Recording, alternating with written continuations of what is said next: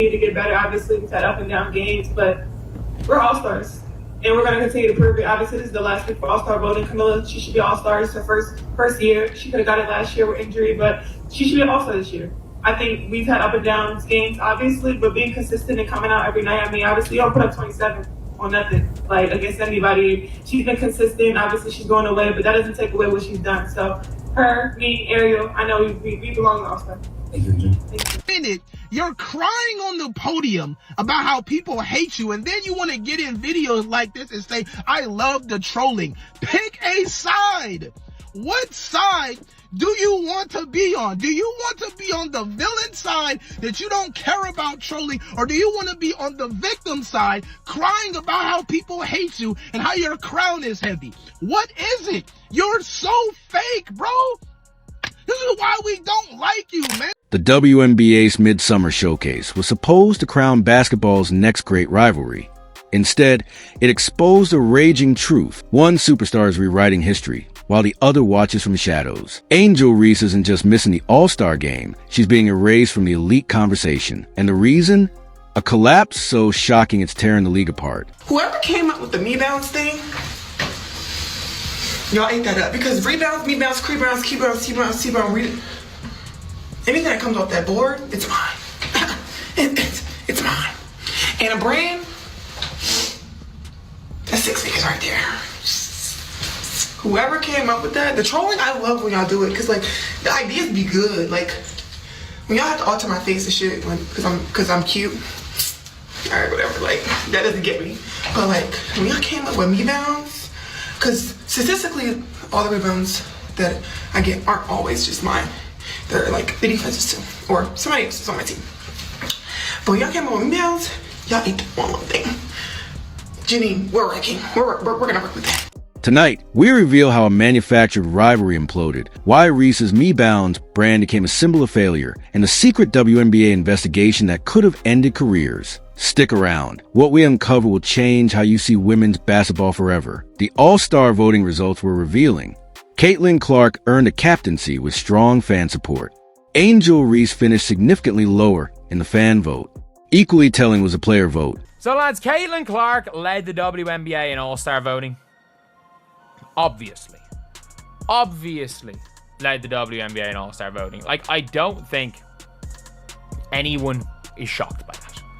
If somebody is surprised by Caitlin Clark leading the WNBA in All-Star voting, you've been living under a rock. It's obvious. She was always going to lead. Clark ranked respectably among guards by her peers, while Reese did not place in the top forwards. This combined feedback highlights differing levels of current recognition within the league. Performance metrics further illustrate the gap. Reese averaging 11.7 points per game, with rebounds slightly down and turnovers increased. Her field goal percentage ranks lower among starting forwards. Angel Reese, I'm sorry, ma'am. What makes you think that you deserve to be in the top 10 in the whole WNBA in voting? Don't you know you got to compete with Plum, Collier, Breanna Stewart, Sabrina Ionescu, who else? Caitlin Clark, who is ranked 4th in the WNBA. She's ranked 4th. You are ranked 25th. Clark, achieving historic milestones, including fastest of 350 assists and 250 rebounds. Amidst fan commentary on her play, Reese trademarked the phrase MeBounds, acknowledging the discussion around her rebounding. A key moment occurred on May 17th during Sky vs. Fever. Caitlin Clark committed a flagrant 1 foul on Angel Reese, upgraded upon review. The heated on-court exchange was followed by reports from Reese alleging hearing offensive comments from fans. So Angel Reese came out and had a 12-rebound, 4-point, 2-assist game in the absence of Caitlin Clark tonight. Angel, they're not coming for you. They're coming to watch the prodigal son or daughter, Caitlin Clark. The WNBA promptly launched a formal investigation into these allegations. The league publicly condemned discriminatory behavior. Teams cooperated, reviewing footage and gathering statements. Clark publicly supported the investigation. After a thorough review, the league announced investigators found no verifiable evidence to support the allegations of offensive remarks. The case was closed, though the incident left a mark on the season narrative. The differing reactions to Clark and Reese's on-court intensity have sparked discussions about perception. Because everybody's trying to make this about a, come on, black man, protect the sisters. Protect the sisters, brother. This ain't racial. This is about sports. This is about athletic ability. You know what I'm saying? And when you look at Caitlin Clark's game, who's very reminiscent of a Steph Curry based on her range and the three, plus everything else she does. And then you look at Angel Reese. Stop it. Online discourse amplified these complexities. Criticism of Reese's performance was sometimes met with accusations of bias, while Clark's success was occasionally attributed to factors beyond her play. Clark has acknowledged her platform and spoken against online negativity. The WNBA has initiatives like No Space for Hate, using tools to monitor fan interactions and offer player support. The question arose, did Reese's camp sometimes leverage discussions of bias to deflect performance critiques? Her efficiency metrics declined as online narratives intensified. Reese and Clark adopted contrasting online approaches. While Clark largely focused on basketball, Reese actively engaged with her online narrative. Because to be 6'3", she should be more dominant than what she is. Clearly, she don't be in the gym enough, because she should be stronger than what she is. They be handling Angel Reese, and she want to be crying and talking about they ain't passing her the ball. I wonder why they not passing you the ball, because you're not good enough. And then the Chicago Sky, know what I'm saying, viewership, it only reaches like 1-point-something million. But check this out. The highest was when they played against the Indiana. She capitalized on a MeBounds discussion with merchandise, stating fans fueled the trend. However, reports suggested team staff preferred less social media activity during team activities. Fan reactions were polarized after a benching. Some expressed frustration with her finishing at the rim or perceived lack of physicality in the post. Reese's public responses varied, expressing the pressure of expectations one moment and embracing the villain role the next. Saying rebounds, crebounds, MeBounds, brick ups, pray ups, whatever the case may be. I think Angel Reese was going to be started. Wait. Don't get mad at me. Why you bringing up Angel? Hey. You don't tell me nothing, because I'm going to tell you something. Listen, man. Them Instagram followers and all that, it don't translate to the court. Y'all not voting, bruh. It's as simple as that. These starters are about, you got like fan votes come into play here. Y'all wasn't voting for her.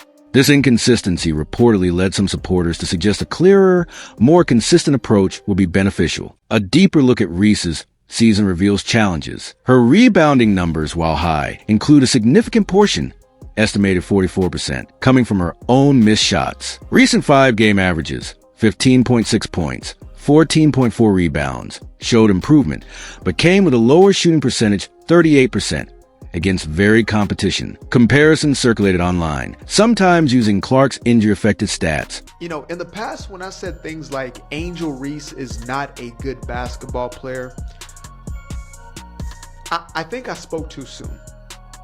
At this point, I've come to realize that Angel Reese, the self-appointed most important player in the WNBA, is not a bad player. She may be the worst player, at least whose name we actually know, right?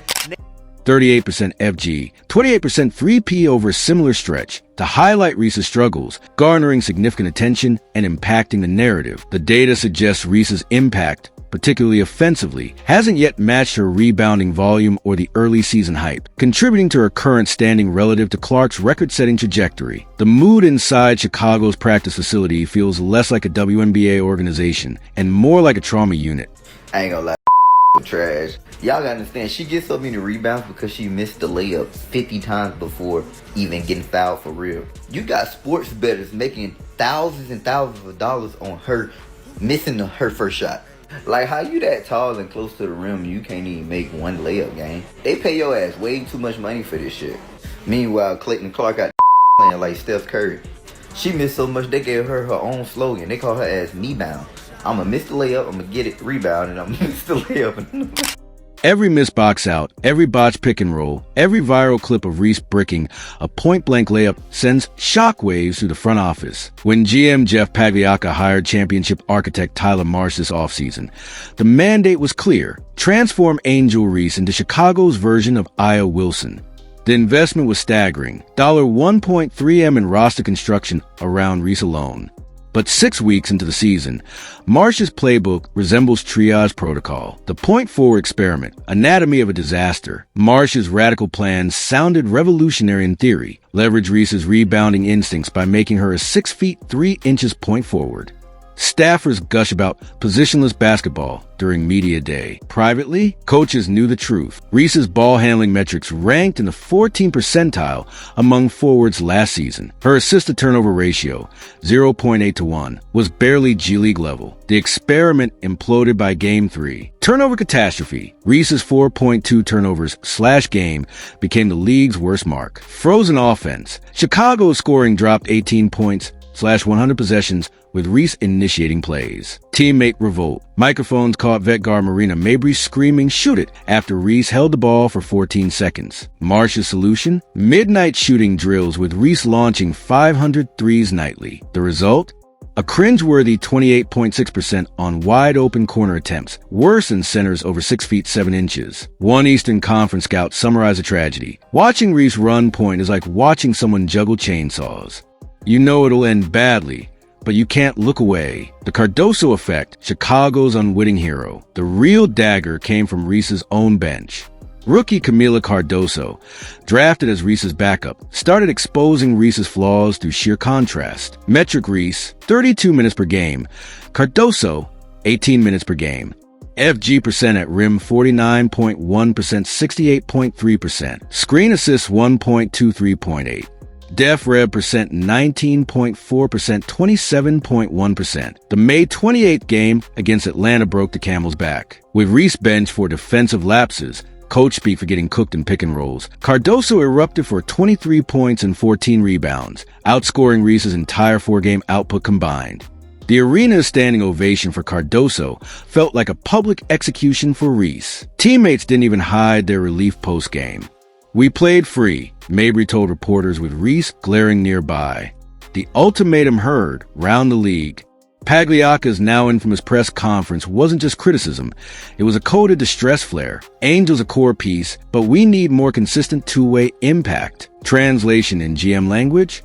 Prove you're not the next Kwame Brown. Behind closed doors, the situation turned nuclear. Contract leverage. Reese's $127,000 salary becomes non-guaranteed in 2026. Trade talks. Chicago quietly shopped Reese to Phoenix for future second-round picks. Brand collapse. Reese's MeBounds merch return rate hit 42% after a shooting slump. Marsh's last-ditch move, banning Reese from social media during road trips, backfired spectacularly. Reese posted a passive-aggressive TikTok during halftime of a loss to Seattle. The caption? "Smiling through the storm, smiling face with halo, #not bothered." Teammates reportedly confronted her in the locker room.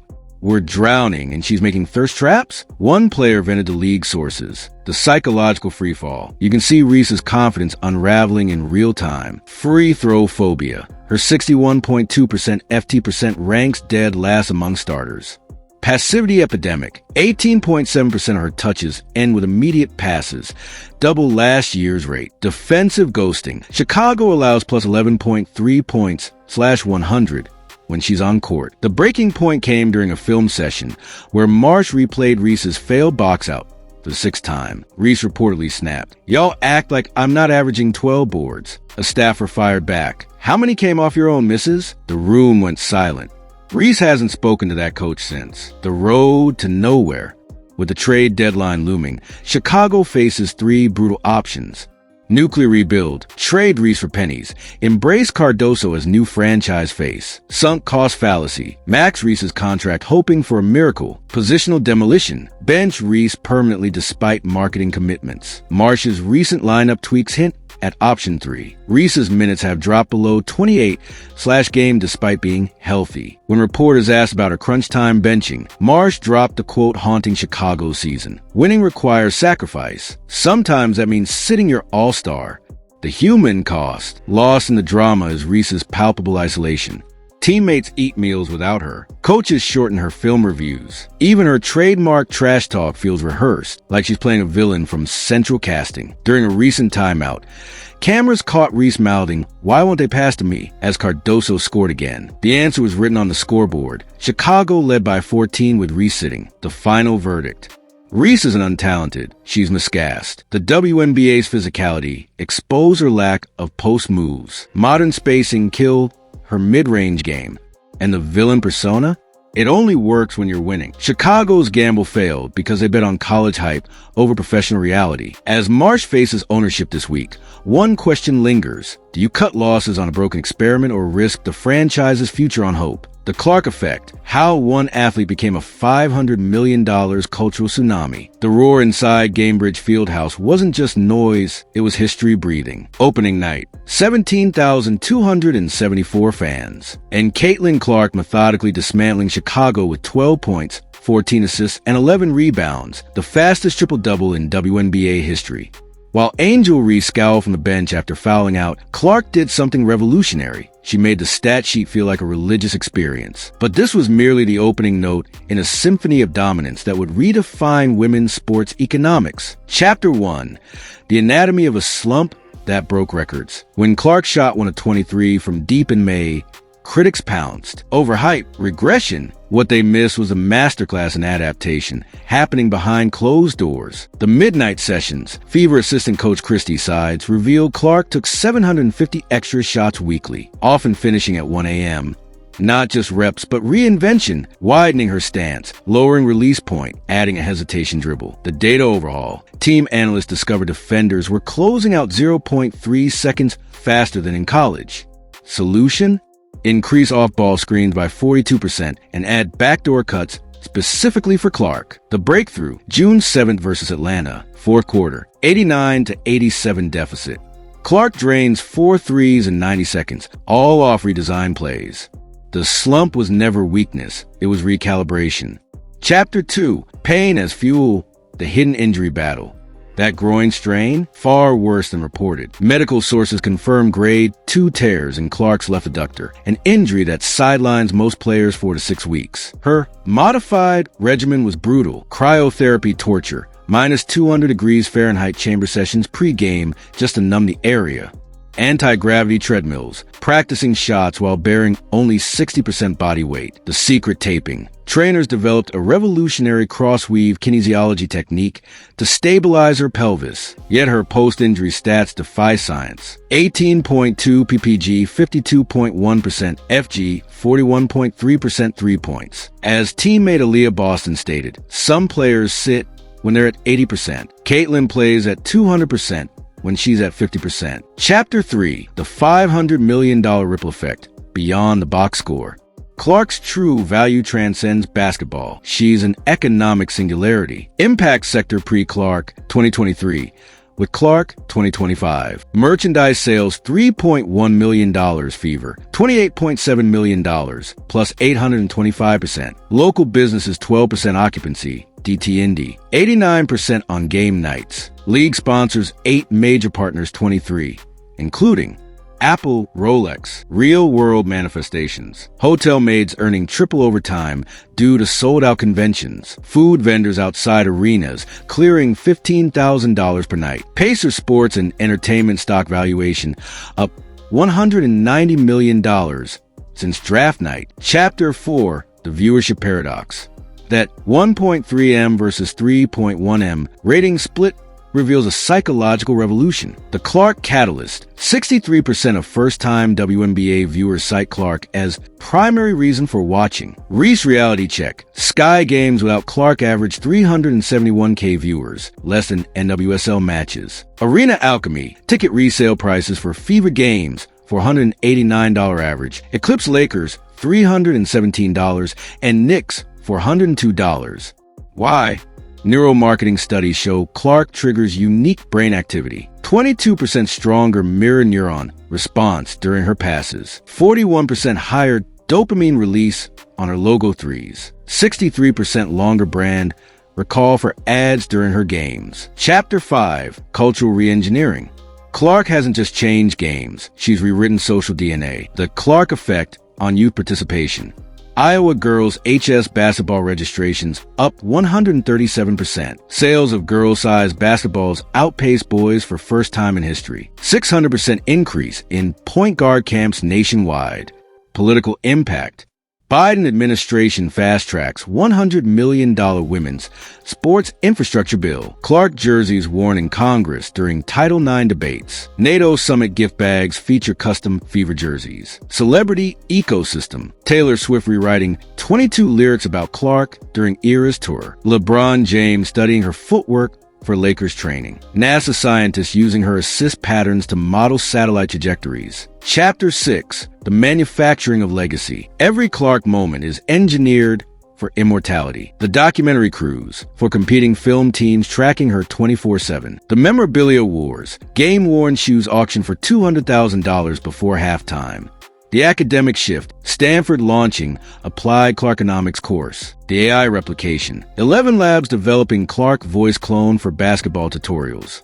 Even her mistakes become cultural artifacts. The airball versus Seattle turned into a charity challenge, raising $2.1 million. The technical foul in Phoenix, inspiring a Broadway musical. Chapter 7.